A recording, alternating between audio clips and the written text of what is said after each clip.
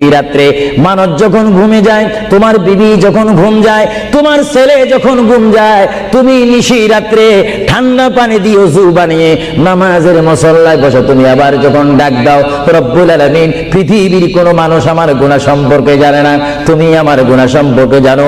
আমি এমন গুনাহ করেছি আমার বিবি জানে না, বিবি গুনাহ করেছে আমি জানি না। আল্লাহ তুমি সব কিচ্ছু জানো, হে আমার প্রভু তুমি আমাকে মাফ করে দাও। আমার আল্লাহ বলে, তারপরও যদি তোমাদেরকে আমি মাফ না করি, তারপরও বান্দা তোমরা আমার রহমতের দরজা থেকে ফিরে যাইও না।